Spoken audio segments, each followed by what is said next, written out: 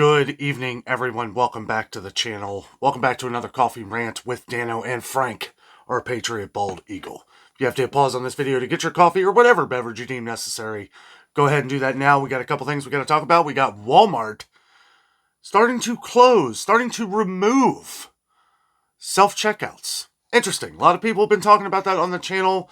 A lot of people, we've kind of voiced our opinions and everything. We know that there's a lot of theft and all that stuff. However, the two articles that I've read mention nothing about theft. And we're going to go over that here because they believe that it's a more pleasurable experience for the customers. Which, sure, it is. I mean, it's nice to, hopefully they'll have more people and they won't just have like 2 or 3 lines open at a time. But, who knows? So, right now we're going to read, so there's one in Greenville, South Carolina that is starting to roll this out now. They're starting to take down self-checkouts. Let's see. This is from Fox Carolina News website. Greenville, South Carolina. Walmart said a big change is coming to a store in Greenville beginning Sunday. So that is today. The company is removing the self-checkout lanes at 6134 Whitehorse Road and switching to associate-staffed checkouts only. A spokesperson for Walmart said the change is based on feedback from customers, input from associates, and research on shopping patterns in the market. I wonder if shopping patterns, they're not saying theft, but I don't know. I mean, maybe you just don't want to say theft, but I mean, isn't that part of it? I mean, the whole, we've talked about this before.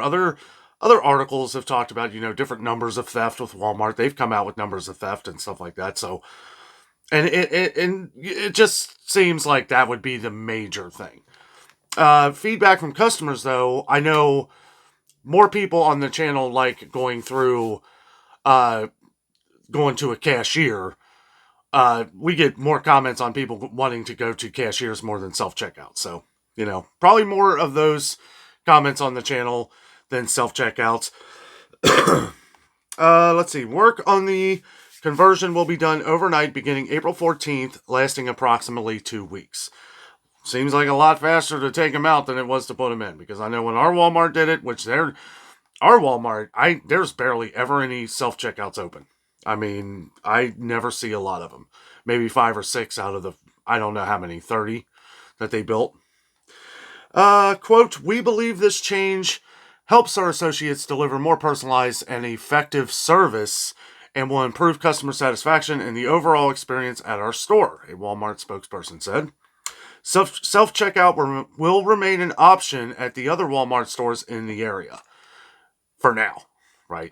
I mean, because I feel like a lot of this is going to be changing. We're going to go over a couple more little things here. Some other things that are changing as well. Let me ask you this real quick. How many of your Dollar Trees have switched to self-checkout? One of ours that we go to does not have self-checkout, and one of them does. One of them does have self-checkout. They have one person that's standing there watching everything. So, and there's usually just 3 of them, but it moves pretty quick. I mean, it seems like it works out pretty good. Got one person that is constantly watching everybody. Kind of hard to get away with theft when someone is doing that. It's easily controllable when there's only 3 checkouts and one person. So, I don't know. To each his own. I'm just the messenger here. So, anyway, we're going to go over to this other one here in St. Louis because they are rolling out the same thing. Now, I think that this is actually happening at a lot of different Walmarts right now, but we're just not hearing about it. This one comes from Fox 2 News. Isn't that St. Louis. Fox 2 News in St. Louis. And they go on to say a company spokesperson tells Fox 2 that Walmart will begin removing self-checkout lanes on Sunday, a decision, same day, today.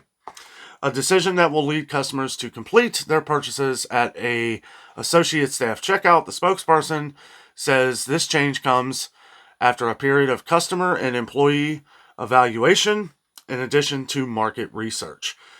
Again, I think that market research, I'm just guessing here. I'm not 100%, but market research is theft. Let me know down in the comments if that means something else. maybe, I mean, market research, that's financial research, right? I mean, that's, you're looking at how much you're losing and how much you're gaining. So, I guess that can mean a lot of different things, but the first thing that comes to my mind is that's a light way of saying people are stealing stuff, going into self checkouts, and they're, not scanning everything, getting away with stuff. I've been hearing a lot of that lately. The company is hopeful this change will improve customer satisfaction and the store's overall shopping experience. So basically the same thing. Basically the same thing. This one is at 7437 Watson Road in St. Louis. It will take Walmart around 2 weeks to remove self-checkouts and transform the part of the store. I'll tell you what, Walmart is always up to something. They are always doing something. I said when they put those self-checkouts at our Walmart, I was like, I was all for it at first. And if they're not going to keep a lot of them open and keep traffic moving in and out of there, then what's the difference? If I'm going to wait just as long for a self-checkout as I am for a cashier, then I'm going to wait on the cashier. I mean, and it is true that we're keeping people employed. It's coming back to that. And in some ways, I think that's a good thing. Okay, because we want to make sure that, I will say this, some different, like Kroger's does a good job of keeping a lot of employees, at least at the Kroger's that I go to here in Cincinnati.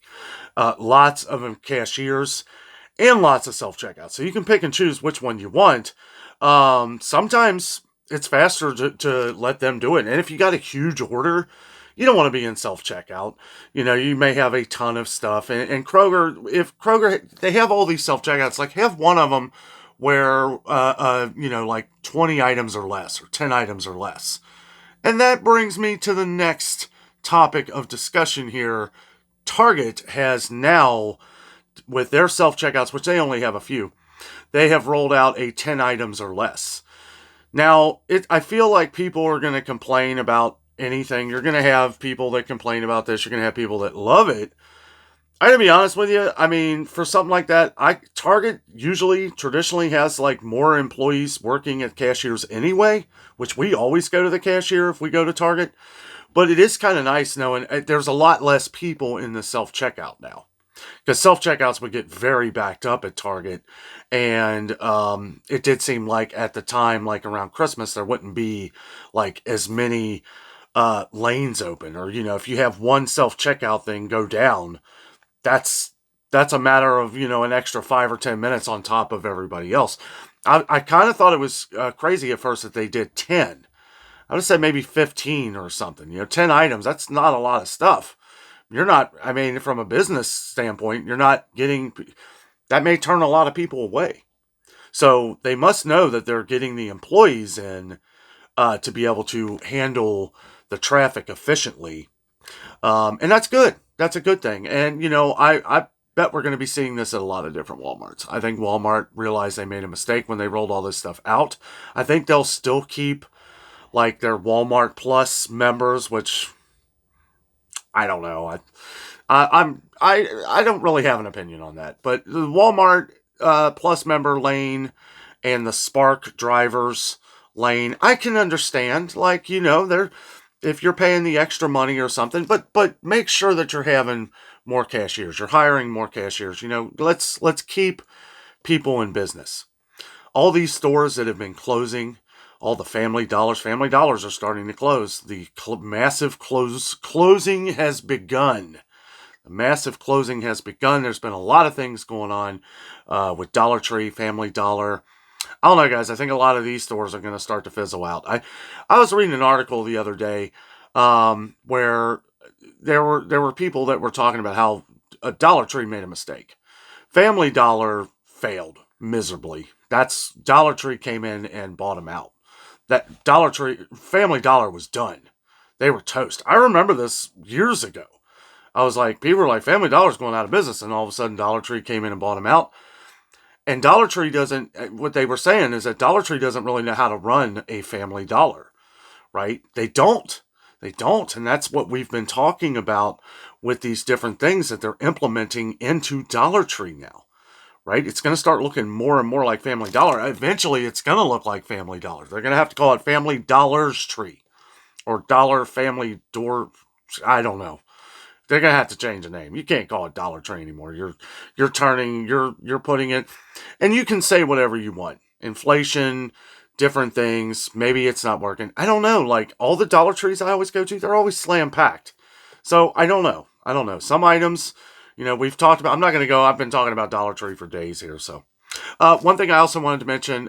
So a photo that I was talking about in a video yesterday when we were talking about like Dollar Tree and price signs.